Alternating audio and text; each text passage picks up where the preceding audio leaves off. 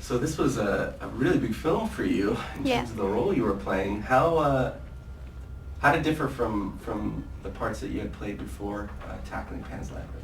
Well, this was the biggest movie I've done, so I had to be more patient. It was 4 months, and other movies I've done were like 2 months or even some weeks.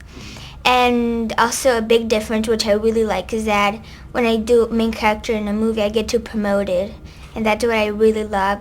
I get to meet new people while I travel, and I get to go to really cool places that I've never imagined I would go. And that's one of the things I most enjoy of promotion and of main character movies.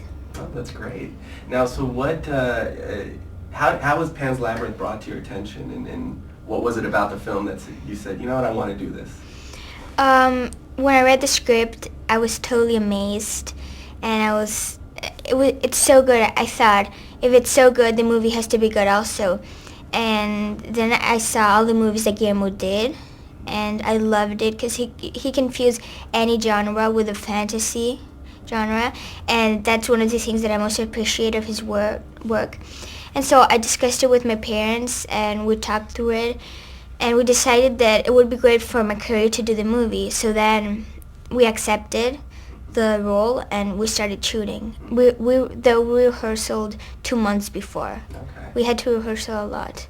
I can imagine for something as complex as this. What was it like actually working with a lot of the effects and things like that? I'm assuming that a lot of it was there in front of you, right? It was like suits and sets. Yeah, for example, the Pillman and the Pen was played by Doug Jones, and that was makeup, and Doug Jones was dressed in a suit. The Toad was animatronic, and the rest of all the creatures were actually fake. And so it was kind of tough having to imagine all these fairies, and I had to see how they went. But it ended up being quite cool because they told you where it was, and you had to imagine it, so it was really, really amazing. Now, what really makes this film most interesting, at least to me, is that it's got two elements. It has the fantasy element and the historical element. So let's start with the fantasy, where, are you at all like your character in the sense of you enjoy fairy tales? Yeah, I mean, I love fairy tales. I love reading fairy tales. And that's one of the things that Guillermo pushed me to do, keep on reading fairy tales. Before the film, I actually did read fairy tales. But after this film, Guillermo let me a lot of fairy tales. In fact, one of the things that made me be interested in fairy tales was that he told me that real fairy tales were darker than what they actually are now. For example, Hansel and Gretel, they are kids who are left in the forest to die of hunger.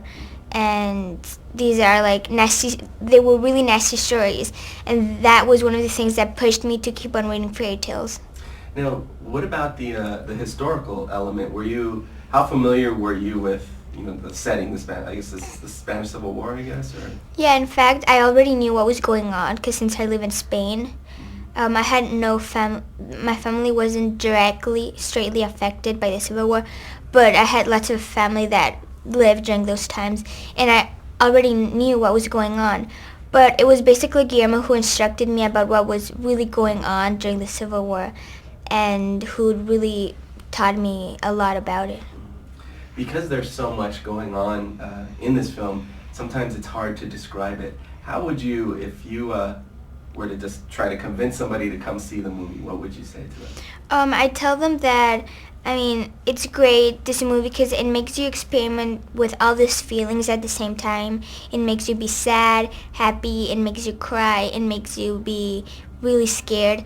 And that's one of the prettiest aspects of the movie, that you can actually, in 1 hour and a half or 2 hours, you can actually experiment with almost all your feelings. Okay. Now, my last question for you: you had such great scenes in the film. You had to go through a lot of tests and trials. What would you say was the scariest or grossest or most intense scene that you shot? I'd said that at the same time, most like annoying and grossest, but at the same time I did suffer a lot, was when I came out of the fig tree, and I was literally freezing, It was in the Sierra of Madrid in the mountains, and I was full of mud, and it was actually raining. So I was really, really cold, and I really suffered then. But then when I see the scene put up together in the screen, I never regret doing that scene because it came out being really good and looking really real. Because in fact, it was real. I was really freezing. Well, thank you so much, and congratulations Welcome. on such a great film.